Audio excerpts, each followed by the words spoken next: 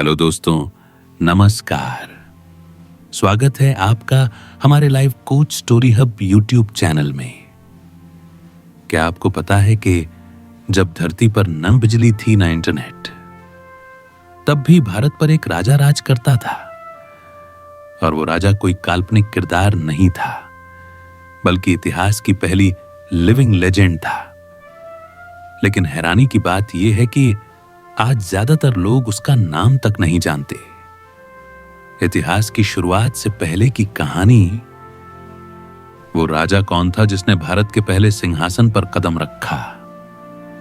क्या हम अपनी जड़ों को भूलते जा रहे हैं?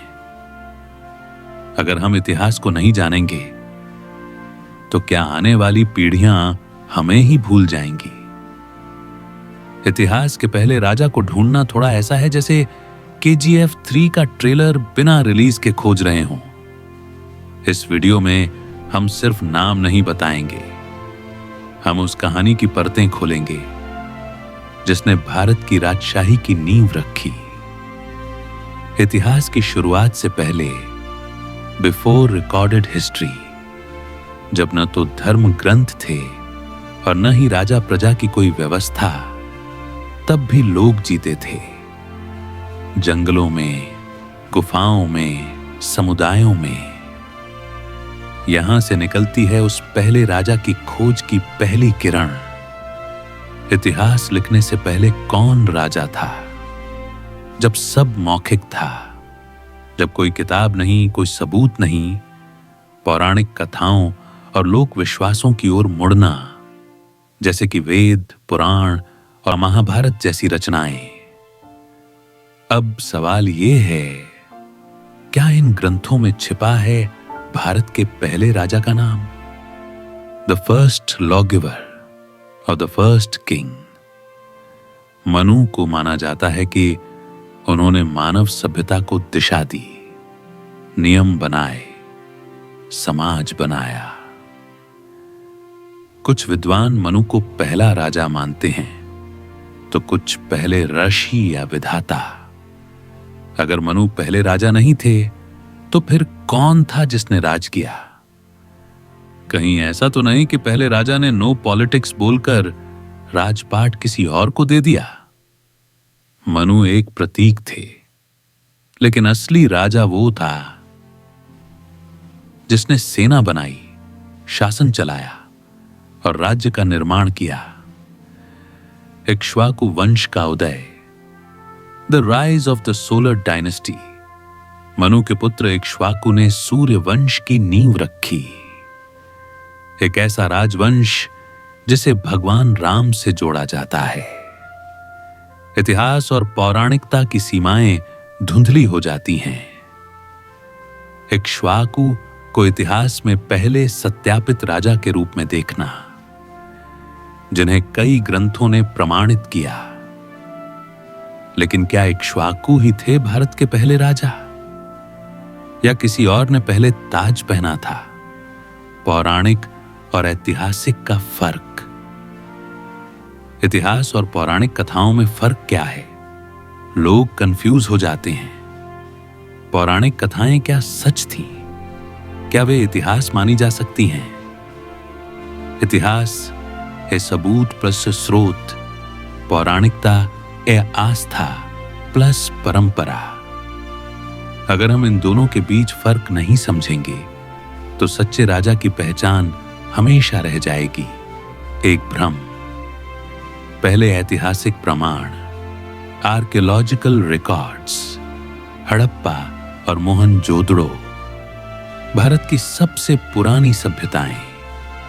यहां कोई राजा नहीं मिला, लेकिन सभ्यता थी, योजना थी, शांति थी, शासन का एक अलग रूप, लोकतांत्रिक या परिषद आधारित, यानी राजा नहीं, व्यवस्था थी। तो क्या भारत में पहले आई थी सोसाइटी, और फिर आया था सिंहासन, महाजनपद और पहला दस्तावेजी राजा? ईसा पूर्व 6वीं शताब्दी, भारत में उभरे 16 महाजनपद। इतिहास अब भी चुप है। राजा तो बहुत हुए, लेकिन पहला कौन? बिंबिसार, मगध का राजा, पहला ऐतिहासिक रूप से प्रमाणित भारतीय राजा। ये वो राजा था जिसने भारत को एकजुट करने की कोशिश की थी जब दुनिया बिखरी हुई थी। लेकिन क्या बिंबिसार ही थे पहले राजा, या कोई और गुमनाम चेहरा इस लिस्ट में सबसे पहले आता है? बिंबिसार से पहले the mystery of king Prithu Prathu, वो राजा जिसने पृथ्वी का दोहन किया, जिससे पृथ्वी का नाम पृथ्वी पड़ा। इतिहासकार इसे मिथ मानते हैं, लेकिन भारतीय मानस में यह राजा प्रथम था। पृथु ये पहला राजा जिसने कृषि शुरू की, शासन व्यवस्था बनाई। सोचिए, जिस धरती पर आप चलते हैं उसका नाम भी एक राजा के नाम पर रखा गया हो। विदेशी लेख और भारत के राजा, जब यूनानी आए तब उन्होंने देखा भारत के राजा और उनका जिक्र किया। विदेशी दस्तावेज बताते हैं राजा संधव या चंद्रगुप्त को। इतिहास को क्रॉस वेरीफाई करना, इंडियन सोर्स प्लस विदेशी सोर्स, विदेशी लोग भारत आए थे राजा देखने, और हम अब गूगल पर ढूंढ रहे हैं India's first king, Alexander versus Chandragupta Maurya. यूनानी सेना कांप गई थी जब भारत का राजा सामने आया, चंद्रगुप्त मौर्य। कुछ लोग इन्हें पहला सम्राट मानते हैं, लेकिन क्या ये पहले थे?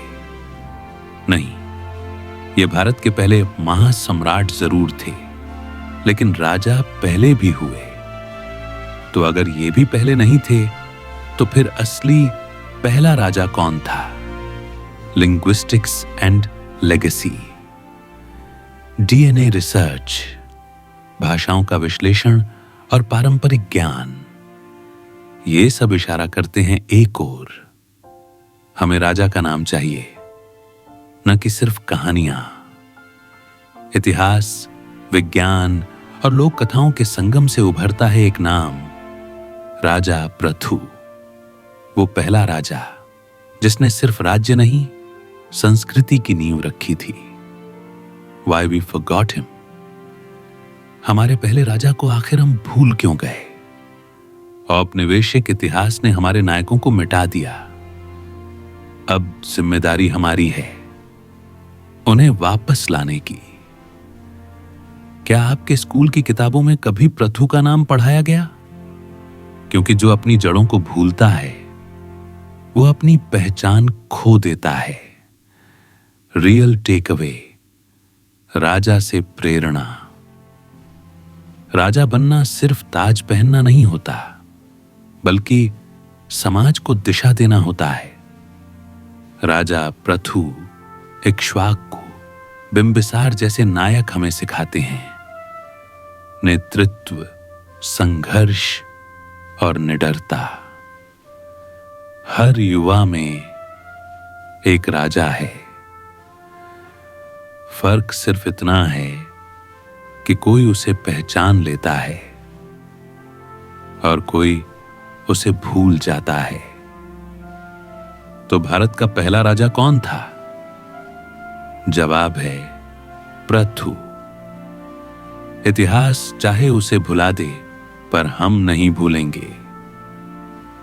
पावर लाइन, राजा वो नहीं होता जो जन्म से बनता है, राजा वो होता है जो अपने कर्मों से राज करता है। अगर आपने इस कहानी से कुछ सीखा, अगर आपको लगा कि ऐसे वीडियो भारत के युवाओं को इतिहास से जोड़ सकते हैं, तो अगली वीडियो जरूर देखना, जहां हम बात करते हैं भारत में कुल कितने राजा थे। Watch now. भारत में कुल कितने राजा थे?